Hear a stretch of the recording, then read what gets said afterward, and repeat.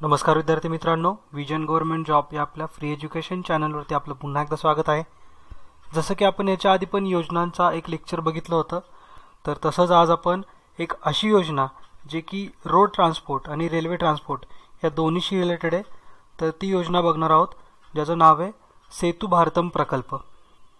तर हा प्रकल्प अतिशय एक्झामसाठी महत्त्वाचा आहे, कारण याचं जरी उद्घाटन फार आधी झालं असलं तरी सुद्धा त्याच्याशी रिलेटेड जी न्यूज होती ती जस्ट आता ऑक्टोबरमध्ये आलेली आहे।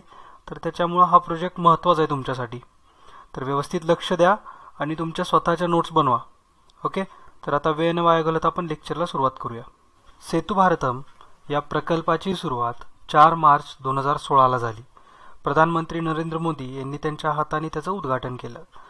याचा मेन उद्देश जो होता तो म्हणजे की राष्ट्रीय महामार्गावर सुरक्षित व विना व्यत्यय प्रवास सुनिश्चित करणे। म्हणजे तुम्हाला मी सांगेल पुढे की नेमकं काय काय ह्याच्यात नेमका प्रोजेक्ट कशासाठी आहे।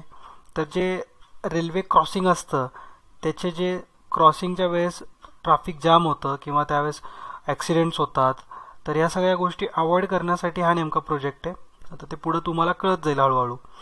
तर याच्यामध्ये एकूण गुंतवणुकीचा जर विचार केला तर 50,000 करोड एवढी मोठी गुंतवणूक या प्रोजेक्टमध्ये केली आहे। तर या प्रकल्पांच्या मुख्य उद्दिष्टांचा विचार केला तर 2019 पर्यंत सर्व राष्ट्रीय महामार्ग हे रेल्वे क्रॉसिंग मुक्त करणे हा या कार्यक्रमाचा उद्देश आहे। रेल्वे क्रॉसिंग मुक्त करणे याचा अर्थ काय असतो, तर हे जे इमेजेसमध्ये तुम्हाला इथे दिसेल की ज्यावेळेस रेल्वे पास होत असते त्यावेळेस दोन्ही साईडचं ट्रॅफिक थांबवलं जातं, रेल्वे गेल्यानंतरच आपण जाऊ शकतो। तर आता ज्यावेळेस रेल्वेचा ब्रिज जर या रोडच्या वरून असेल किंवा रोड हा या रेल्वे ब्रिज जर वरती असेल आणि रोड जर खालून जात असेल तर हे ट्रॅफिक जाम होणार नाही।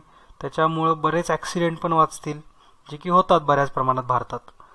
तर याच्यासाठी आता पहिला टप्पा पण मंजूर झाला आहे, पहिल्या टप्प्यातली कामं पण होत आलीत।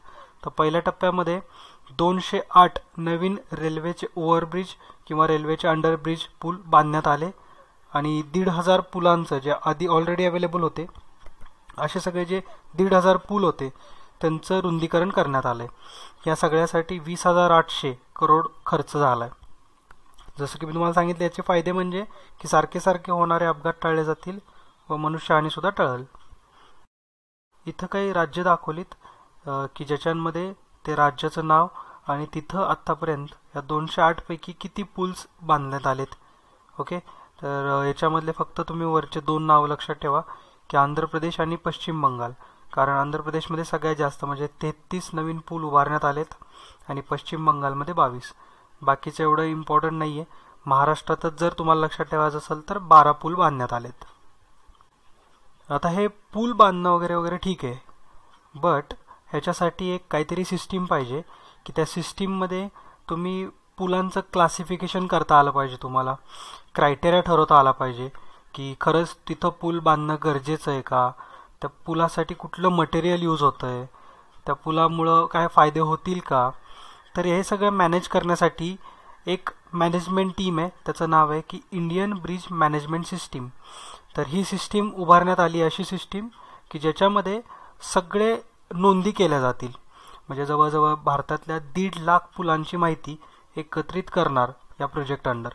तर हे जे इंडियन ब्रिज मॅनेजमेंट सिस्टीम आहे याचं उद्घाटन जे रिसेंटली झालं आहे 4 ऑक्टोबर 2016ला road and transport minister Nitin Gadkari यांच्या हस्ते त्याचं उद्घाटन झालं आहे। तर आता याचं काम ऑलरेडी सुरू पण झालेलं आहे, ते बघूत आपण।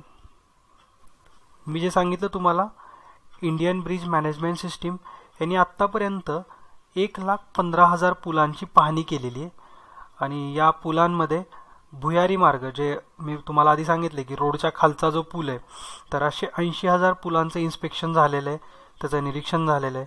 तर हे नेमकं काय करतात, तर IBMS म्हणजेच इंडियन ब्रिज मॅनेजमेंट सिस्टीम ह्याच्यामध्ये एक टेक्नॉलॉजी यूज केली जाते, जसं GPS टेक्नॉलॉजी।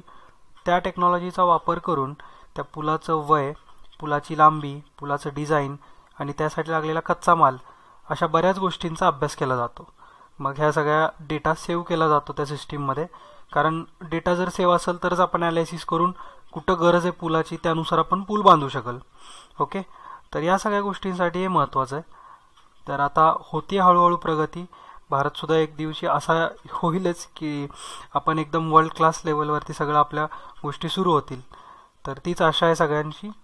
लवकरात लवकर तशा सिस्टीम भारतामध्ये पण बघायला भेटाव्यात. तर या प्रोजेक्टमध्ये एवढे सगळा फॅक्च्युअल डाटा आणि ही सगळी इन्फॉर्मेशन होती ती तुमच्यासाठी महत्त्वाची आहे. याच्यावरती 2-3 क्वेश्चन एक्झाममध्ये आरामात बनतील. ओके, तर अजून एकदा तुम्ही मनाला 1-2 मिनटं शांत बसा आणि विचार करा की आपण आता काय काय शिकलो. आणि प्रत्येक वेळेस नोट्स लिहून पॉज करून लिहिण्यापेक्षा व्हिडिओ बघून झाल्यानंतर व्यवस्थित शांत बसून 2 मिनटात आपण काय काय शिकलो ह्याचा विचार करत जा आणि तशा नोट्स बनवा. त्याचा तुम्हाला फायदा होईल. ओके, नाहीतर असं प्रत्येक वेळेस व्हिडिओ पॉज करून जर तुम्ही नोट्स बनवत असाल तर ते चुकीची मेथड आहे. ते तुमच्या एक्झामपर्यंत तुम्हाला साथ नाही देणार. ओके, तर या लेक्चरमध्ये तुमच्याशी एवढंच बोलायचं होतं.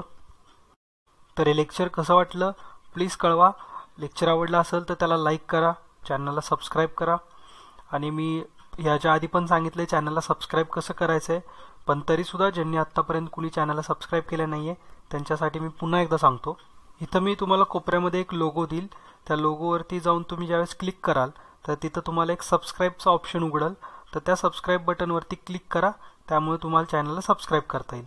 तर आत्तापर्यंत बऱ्याच जवळजवळ 3000 विद्यार्थ्यांनी आपल्याला सबस्क्राईब केलेलं आहे. आपला मोठा ग्रुप होतोय हळूहळू आणि मला त्याचा आनंद पण आहे की तुमच्या सगळ्यांच्या सपोर्टमुळेच हे सगळं शक्य होतं आहे.